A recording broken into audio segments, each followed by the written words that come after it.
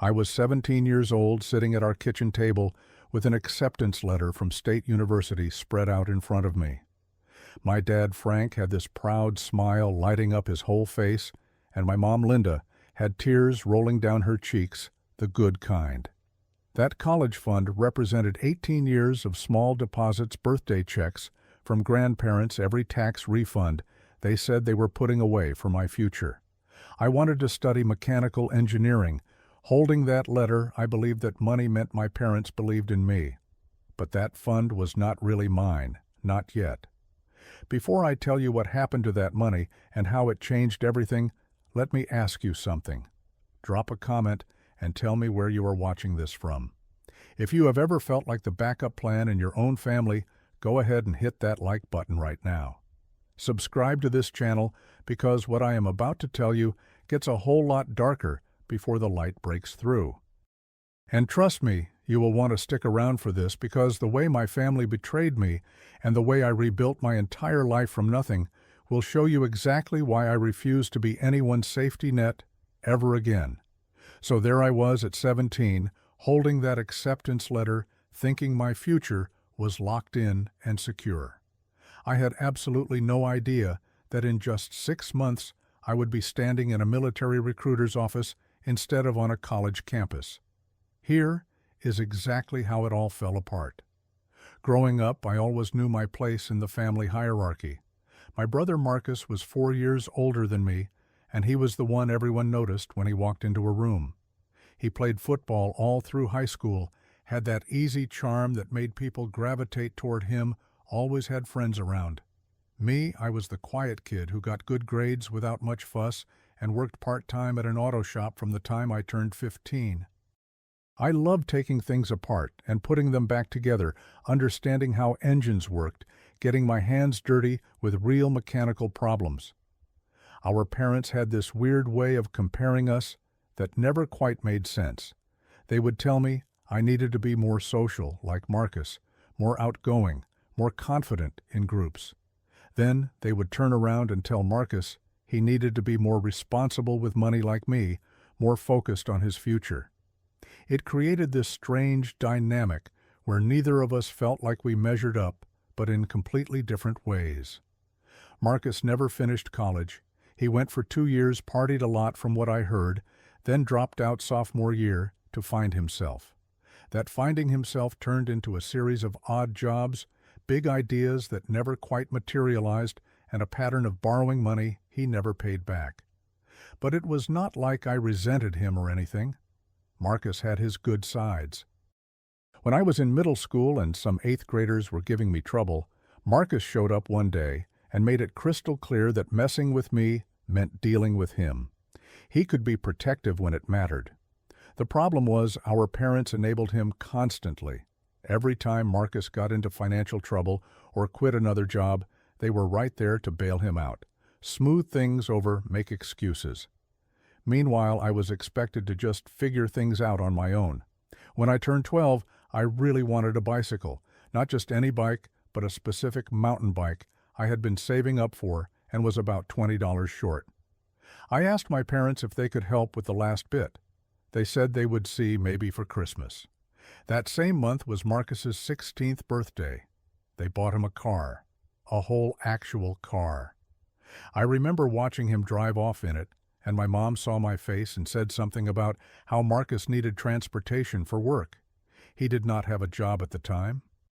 That was just how it worked in our family. Then came March of my senior year, 5 months after I got that acceptance letter from State University. We were all sitting down for dinner on a Sunday pot roast and mashed potatoes, normal family meal.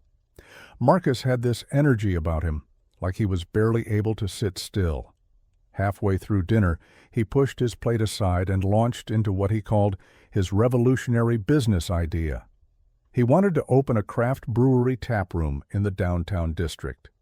He had been researching this for months, apparently working on a business plan, and had found what he described as the perfect location in an area that was about to explode with development. The way Marcus described it, you could not help but get pulled in by his enthusiasm. He talked about different beer varieties, the whole aesthetic he had planned out, exposed brick walls, and industrial lighting, the target demographic of young professionals who were moving into the newly renovated lofts nearby. He even had a name picked out, Brotherhood Brewing. I remember thinking the irony of that name would hit different later. He threw around numbers that sounded impressive. 500,000 in first-year revenue, easy, he said. Growth potential was unlimited. He had talked to distributors, researched suppliers, mapped out a marketing strategy. Then came the problem. He needed $50,000 to secure the lease and buy equipment. He had managed to save $12,000 from various jobs over the past year, which honestly surprised me because Marcus was never great with money. But he was $38,000 short. He looked across the table at our parents, and I swear I felt it coming before he even said the words. Marcus asked, "What about Lawrence's college fund?"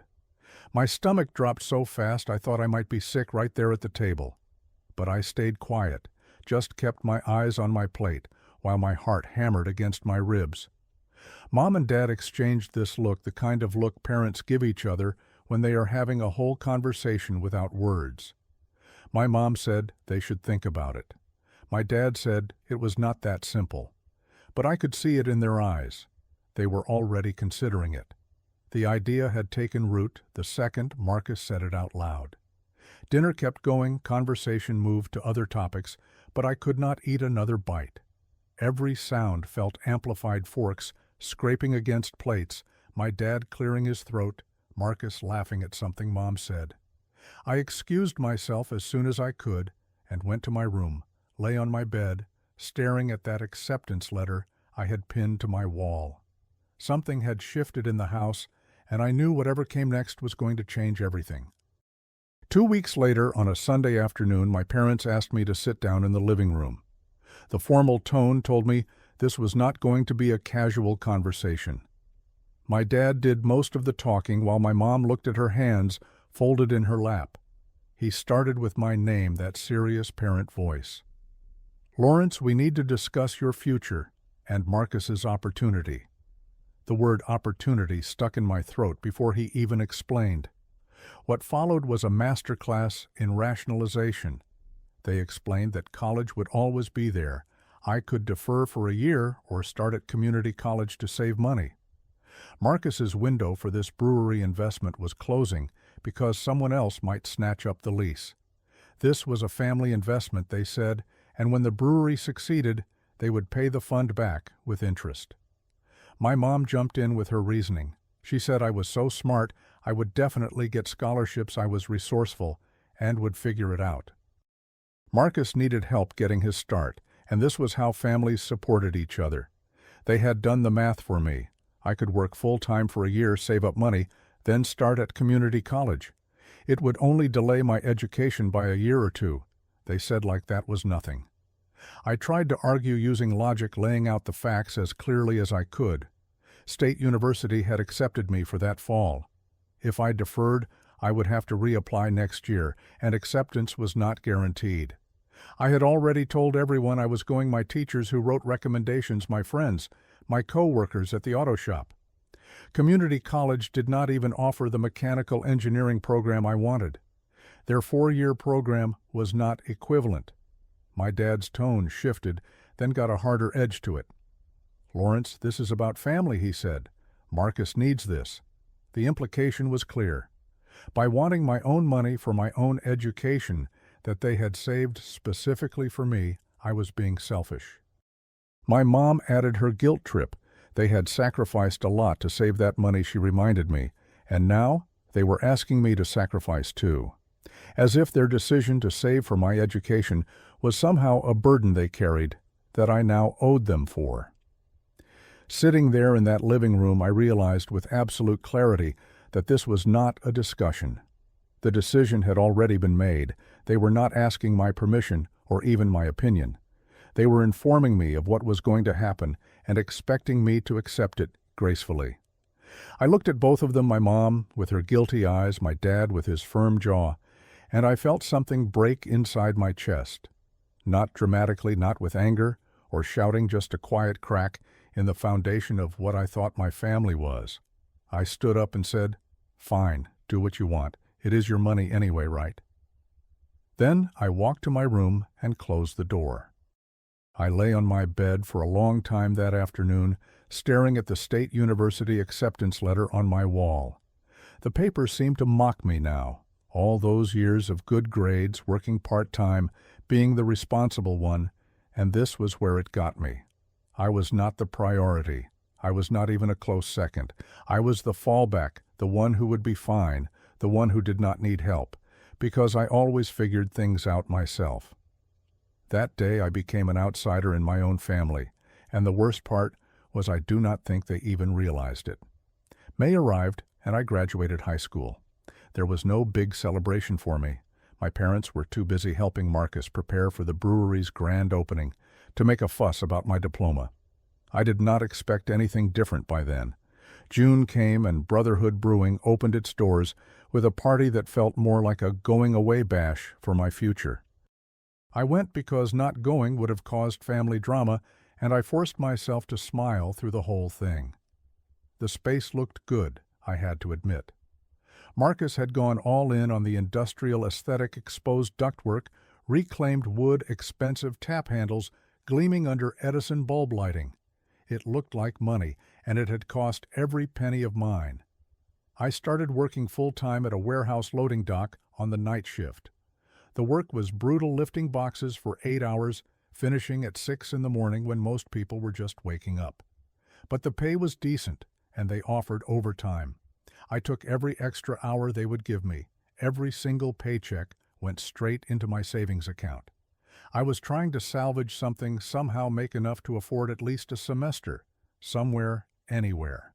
July and August, I made myself go by the brewery a few times. I told myself I was supporting my brother, but really I was watching my college fund in action, trying to see if it would be worth what it cost. The place was never busy. On a Friday night, prime time for a bar, I counted maybe 10 customers spread out across 20 tables. Marcus always had an excuse ready. Summer was slow, he said. People were on vacation. They were still building their customer base. Wait until fall when the weather cooled off and people wanted to be indoors more. But I noticed things Marcus did not talk about. The neighborhood he picked was transitioning, sure, but it had not transitioned yet. The people who actually lived there were not the craft beer crowd willing to pay $8 for a pint. They were working-class folks who drank domestic beer at $3 a bottle at the dive bar 2 blocks over. Marcus had hired 2 bartenders who were his buddies from high school. Nice guys, but neither of them had any real bar experience. I watched one of them give incorrect change twice in one visit. The inventory system seemed to be total chaos. Kegs would run out mid-evening, and there would be a scramble to tap another. Marcus kept posting on social media like business was booming photos of the space at flattering angles, captions about community and craft, but the reality did not match the narrative. September hit me hard. All my former classmates started college. My social media feeds filled up with dorm room photos, campus tours, first day of class selfies, new friend groups forming. Everyone was starting their lives, stepping into the future we had all planned for. Everyone except me. I was working night shifts at a warehouse coming home when the sun was rising, falling asleep to the sound of neighbors leaving for work and school. I would lie there in bed scrolling through posts I should not have been looking at, torturing myself with the alternate timeline where my parents had kept their promise. My best friend Jake posted a photo from State University's engineering building, big smile, in front of some lab equipment caption reading first week of classes living the dream. I stared at that photo for a long time at Jake, standing where I was supposed to be standing in the program I was supposed to be in, living the life I had planned for. Then I closed the app and put my phone face down on my nightstand. I felt hollow, scooped out like someone had reached inside and removed something essential. October rolled around and Marcus stopped posting about the brewery. The social media went quiet. When I asked him how things were going, he got vague and defensive, Just some cash flow issues, he said they would bounce back.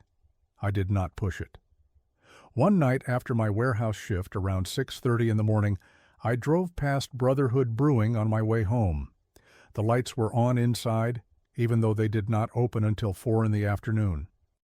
I could see Marcus through the window sitting alone at the bar with his head in his hands. I almost went in, almost parked, and walked through that door to ask if he was okay. But I did not. I drove home instead. Whatever was happening in there, whatever failure was unfolding, I could not be the one to fix it. I had nothing left to give. November arrived exactly 6 months after the grand opening. I got a phone call from my dad, mid-afternoon, waking me up from sleep after my night shift. "Come home," he said. "Family meeting." The tone in his voice told me everything I needed to know. I drove to my parents' house with a strange calm settling over me. I was not even angry. I was numb. I walked into the living room, and there was Marcus on the couch, looking like he had aged 5 years in 6 months. My parents looked older too, worn down by something I was about to hear confirmed. My dad started talking, laying out the situation in the blunt way you deliver bad news. Brotherhood Brewing was closing. The money was gone. All of it. $38,000 from my college fund, plus the $12,000 Marcus had saved. $50,000 evaporated in half a year. Marcus started explaining, words tumbling out in this jumbled rush. They had underestimated the costs. Rent was higher than the initial quote. Equipment kept breaking down, and repairs were expensive.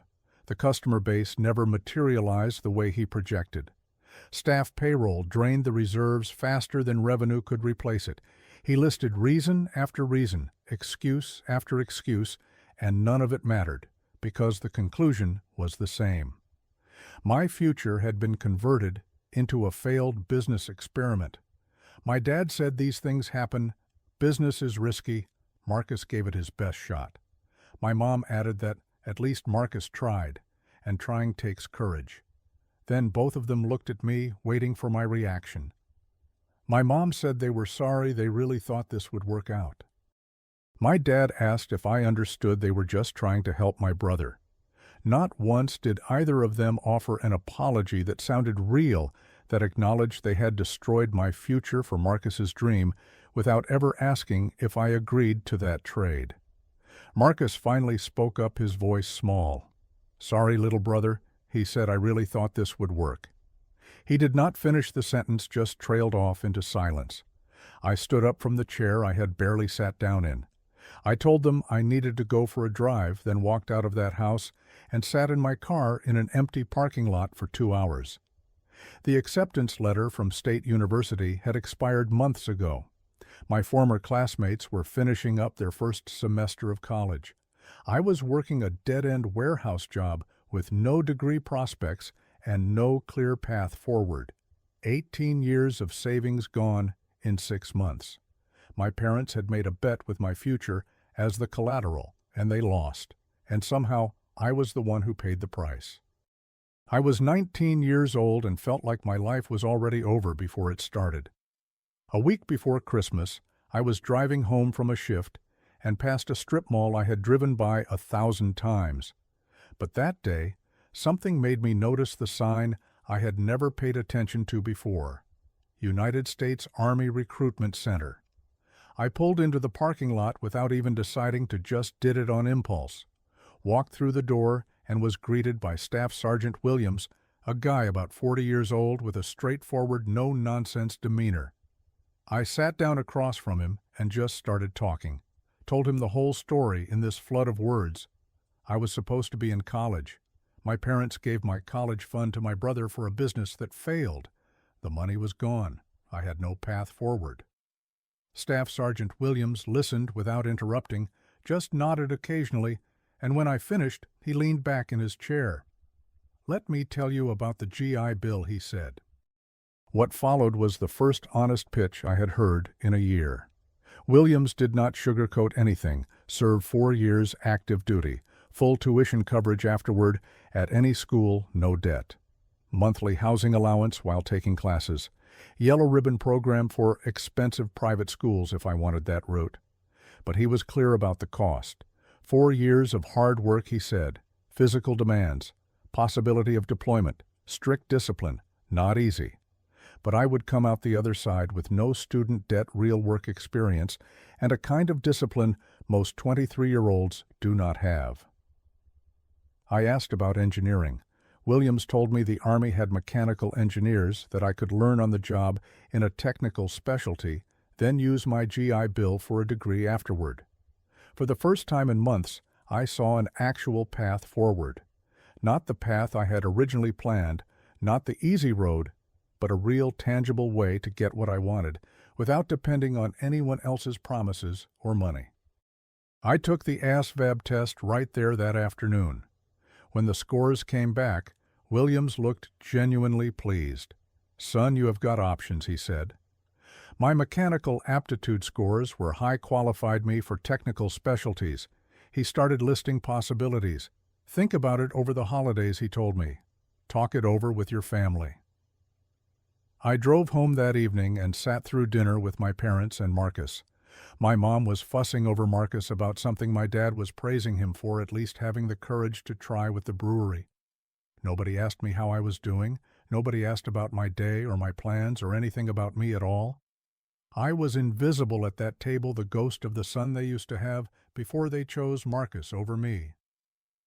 That night, after everyone went to bed, I called Staff Sergeant Williams from my room. "I am in," I told him. "When can I start?" His response was immediate. "We will do paperwork after New Year," he said. "Welcome to the Army Future Soldier." I hung up the phone and felt something I had not felt in almost a year. I felt like I had control over my own life again. January came and I shipped out to basic training at Fort Benning, Georgia. I did not tell my parents until 3 days before I left. When I finally sat them down and explained I had enlisted, their faces went through shock, confusion, and something like betrayal. "Why did not you discuss this with us first?" my mom asked. My dad wanted to know why I would make such a big decision without family input. I looked at both of them and said the most honest thing I had said in months. "Like you discussed my college fund with me." The room went silent. That was the first real confrontation we had, but it was brief because I left for basic 3 days later, and there was not time to get into it deeper. Basic training at Fort Benning broke me down and built me back up into something different. The physical demands were brutal, the mental pressure constant, but I thrived in it in a way that surprised me. There was structure, clear expectations, and a meritocracy I had never experienced before. If you worked hard, you advanced. If you excelled, you got recognized. Nobody took credit for your accomplishments or asked you to sacrifice your achievements for someone else's benefit. Every push-up I did, every mile I ran, every test I passed was mine. After basic came AIT, Advanced Individual Training. I qualified for 91D Tactical Power Generation Specialist. It was exactly what I wanted, hands-on mechanical work. I learned diesel mechanics, electrical systems, power distribution, troubleshooting complex equipment. I was doing the practical engineering I had dreamed about getting paid to learn instead of going into debt for it. My first duty station was Fort Hood, Texas. The work was demanding but satisfying. I was part of a team maintaining critical power systems, and when something broke down in the middle of the night, we were the ones who fixed it. No excuses, no delays. Just solve the problem. I got promoted to specialist ahead of schedule, then sergeant. My leadership noticed I did not just do my job, I understood the systems deeply enough to train others and improve processes. Year 3, I deployed to Kuwait for 9 months. The deployment was not combat-heavy, mostly infrastructure support, but the hazard pay stacked up fast. I lived in basic conditions, did not spend money on anything beyond essentials. Every paycheck piled up in my savings account. I was rebuilding what my parents had destroyed, dollar by dollar, on my own terms. While I was deployed, I started taking online classes through University of Maryland. Mechanical engineering credits, 1 or 2 classes per semester. It was slow progress, studying after shifts, writing papers in my downtime, but it was progress. Every completed credit was one step closer to the degree I had been denied. My parents called occasionally during those years, surface-level conversations asking how I was doing in that tone that did not really want details. Marcus texted, "Sometimes miss you, bro," but never anything deeper. I kept them all at arm's length, polite but distant. I had built a new life, and they were not really part of it anymore. That distance was not punishment. It was survival. Year 4, I was preparing to separate from active duty. I had saved $40,000. Every single penny was money I earned. Nobody gave it to me. Nobody took it away. I had completed 2 years' worth of college credits through online classes. I had glowing military evaluations and multiple civilian certifications in power systems and mechanics.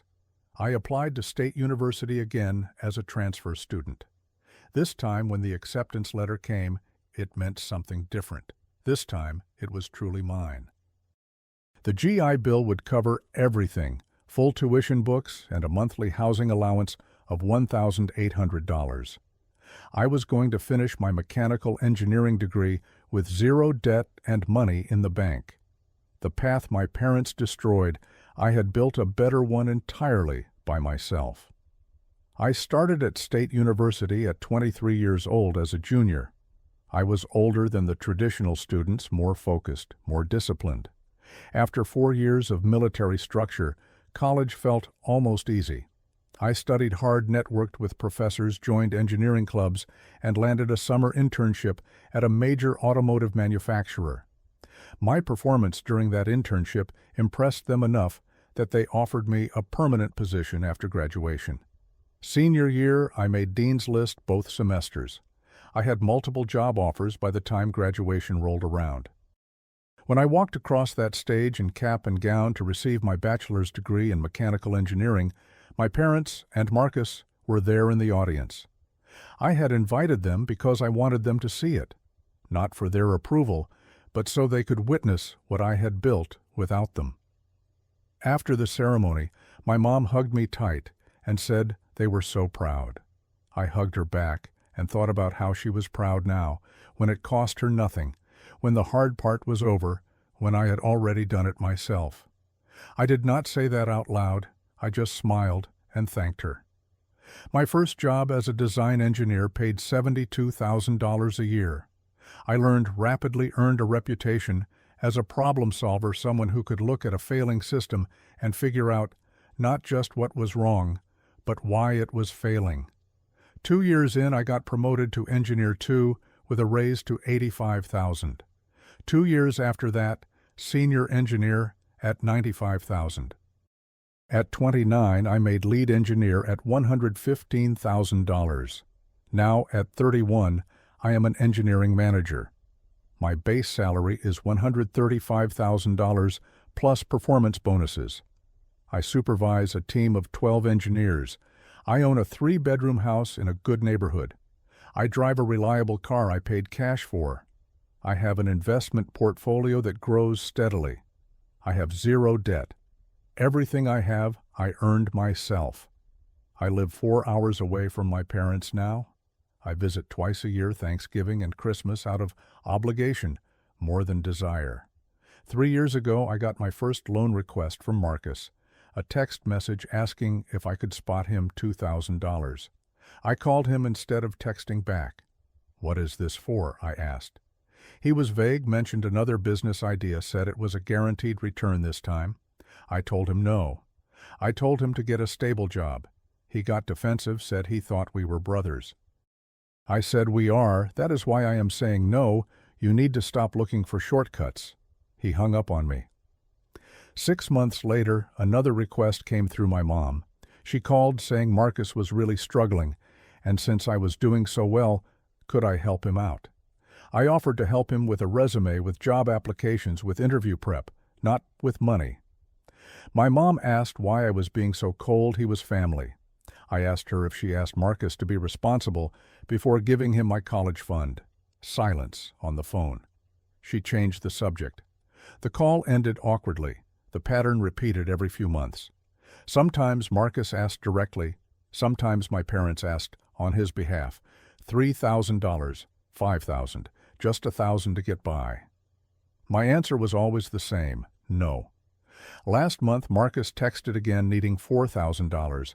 I did not even respond. He followed up asking why I hated him, saying he apologized about the brewery. I finally replied, I do not hate you, I wrote. But I am not your backup plan anymore. Figure it out. 3 weeks ago I drove home for Christmas, walked into my parents' house, decorations up, dinner, cooking, everything looking normal on the surface. Marcus was there with his girlfriend Sophia, who seemed nice but exhausted in that way people get when they are dating someone who will not grow up. We made small talk over dinner, everyone careful with words, dancing around the obvious tension. After dinner in the living room, my dad started with that tone. Lawrence, your mother and I have been talking. My mom interrupted before he could finish. Marcus has a real opportunity this time, she said. A friend is starting a business and needs investors. I held up my hand. Stop, I said. I know where this is going. The answer is no. My dad protested that I had not even heard the details. I told him I did not need to. I was not giving Marcus money. Marcus jumped in, asking why I was like this, saying he was trying to get his life together. I stayed calm. Marcus, you are 35 years old, I said. You have had 20 years to get your life together. My mom called that cruel. I said if we were talking about cruel, let us talk about 18 years of savings gone in 6 months. My dad got defensive. We apologized for that, he said. You cannot hold on to it forever, I corrected him. You have never actually apologized, I said. You said sorry it did not work out. That is not the same thing. The room went silent. I continued, keeping my voice level. I am not angry anymore, I said. I am really not. But I am also not responsible for fixing Marcus's life. My mom had tears in her eyes. We are family, she said. Family helps each other. I agreed. You are right, I told her. Family should help each other. Where was that energy when I needed help?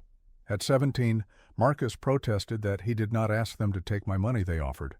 I pointed out that he took it anyway, never checked if I was okay with it. Never considered what it cost me. Sophia, Marcus's girlfriend, spoke up quietly. He has a point, Marcus, she said. Marcus glared at her and stood up. I do not need this, he said, and left the room. I stood up too. I am going to head out, I told my parents. My mom asked me not to leave angry. I am not angry, Mom, I said. I am just done pretending we are okay when we are not. I walked out of that house and drove home 4 hours back to my own life.